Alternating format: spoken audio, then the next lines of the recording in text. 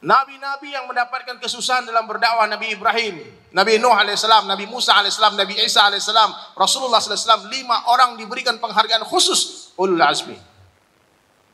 Dimuliakan sama Allah. Jadi Bapak Ibu sekalian, kalau tidak mau disusahkan dalam dakwah, berarti tidak mau dimuliakan di dalam dakwah.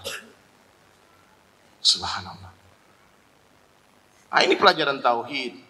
Ini kan kajian tauhid ini. Subhanallah. Saya merasa tersanjung diundang ke sini. Karena ini mestinya ulama-ulama yang sampaikan. Saya masih banyak belajar juga. Tapi setidaknya hadirin mulia, obrolan-obrolan kita siang ini akan menyadarkan kita bahwasanya memang hanya Allah satu-satunya yang berkuasa. Selain Allah dikuasai. Tidak ada yang punya kekuasaan kecuali Allah. Presiden tidak punya kekuasaan. Gubernur tidak punya kekuasaan, bupati tidak punya kekuasaan, wali kota tidak punya kekuasaan, Pak Camat tidak punya kekuasaan. Jangankan menguasai orang lain, menguasai diri mereka pun mereka tidak mampu. Itu kerajaan Namrud, Pak. Waktu itu kerajaan adidaya terbesar di dunia.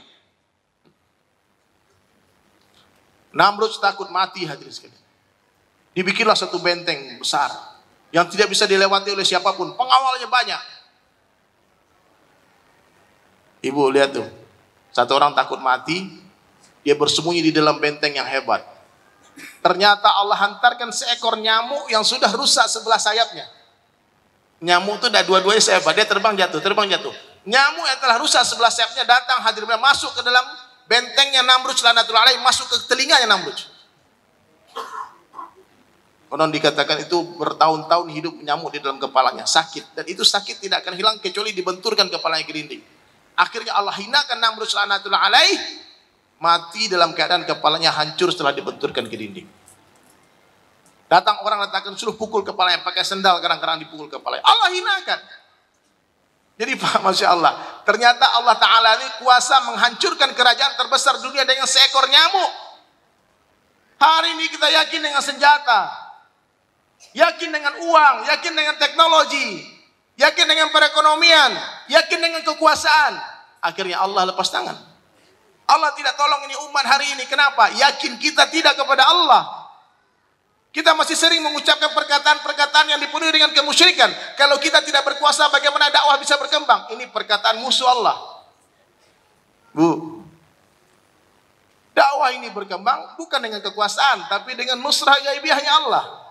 313 orang sahabat Allah menangkan melawan ribuan orang kafir Quraisy tanpa senjata. Siapa yang memenangkan? Allah. Allah hantarkan 5.000 malaikat turun dari langit. Menghibur, satu malaikat pun cukup. Tapi untuk menyenangkan hati kaum muslimin, Allah hantarkan ribuan malaikat untuk memberikan nusrah kepada orang-orang Islam. Kapan itu terjadi hadirin mulia? Ketika orang Islam yakin sempurna kepada Allah dan hidupkan sunnah Nabi sallallahu alaihi wasallam sempurna. Tidak bisa Allah saja, tidak bisa Nabi saja. Dua-duanya harus dihidupkan. Perang Badar contohnya, Allah beri kemenangan.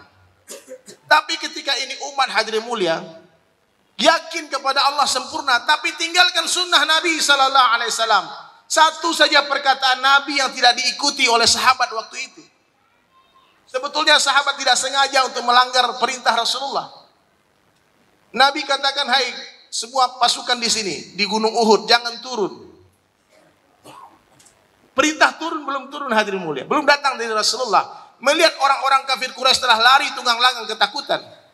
Para sahabat salah paham dan membuat inisiatif sendiri hadirin mulia untuk turun dari Gunung Uhud. Nabi katakan jangan turun. Perintah turun belum turun hadirin mulia, tapi sahabat telah turun. Satu saja perkataan Nabi yang diselisihi waktu itu, Allah berikan tarbiyah. 70 orang sahabat Nabi menjadi syuhada di medan Uhud. Termasuk paman beliau yang tercinta Hamzah radhiyallahu anhu. Ya, tidak bisa Pak. Kita tinggalkan sunnah, gak boleh. Di perang Hunain kita 12 orang, 12.000 orang. Kita lebih banyak. Senjata kita lebih canggih, lebih hebat, musuh sedikit. Orang-orang yang baru masuk Islam bicaranya salah. Dia bilang kita pasti menang karena kita banyak. Kita banyak, kita menang. Yakin dengan jumlah, tidak yakin dengan Allah. Allah berikan tarbiyah. Tulis kisah di Al-Quran. Makanya ini umat hadirin mulia, kalau kita hari ini mau kembali kepada kejayaan Islam, tidak ada cara lain kecuali kembali kepada Allah dan Rasulnya. Hidupkan sunnah Nabi sallallahu alaihi wasallam kembali. Luruskan perkataan kita. Jangan lagi ada kemusyrikan di hati kita. Sedikit pun tidak ada.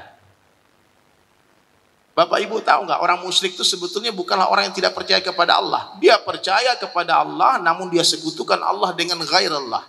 Dia sekutukan Allah dengan selain Allah. Contohnya perkataan orang musyrik itu seperti ini, cara bicaranya. Memang Allah yang memberi rezeki, Pak. Tapi kita kan harus bekerja dulu. Ini cara bicaranya orang musyrik.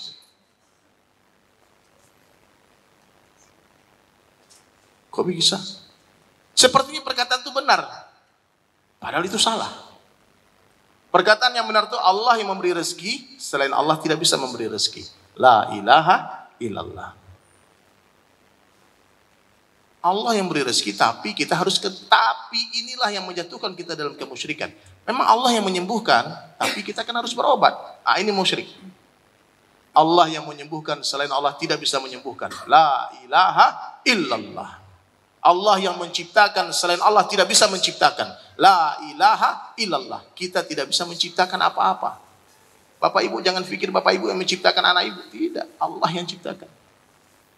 Jadi hadirin sekalian, saya sering diprotes sama orang. Masa kalau Allah mampu beri kerja, kalau nggak kerja gimana? Beri rezeki nggak bekerja? Kita bilang bisa.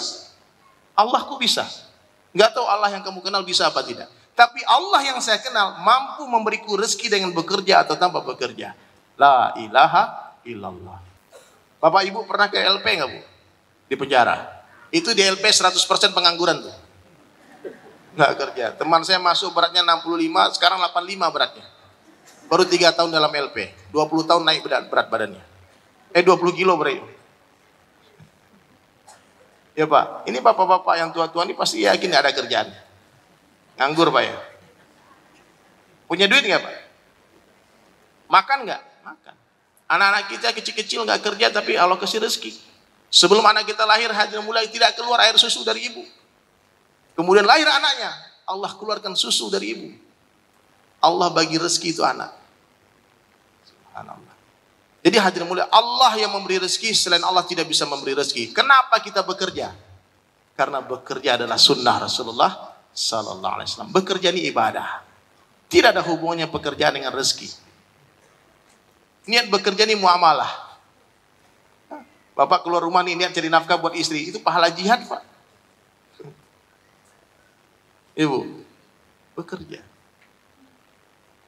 Ibu sakit, ibu nggak makan obat, itu namanya bunuh diri. Tapi ketika ibu makan obat, yakin obat yang menyembuhkan, ini syirik. Halus ini Pak. Meninggalkan asbab ini haram, tapi yakin kepada asbab syirik. Meninggalkan pekerjaan haram, yakin dengan pekerjaan syirik. Meninggalkan obat haram, yakin dengan obat syirik. La natrukal asbab, walakin natrukal yakin alal asbab. Bukan meninggalkan asbab, namun meninggalkan keyakinan kepada asbab.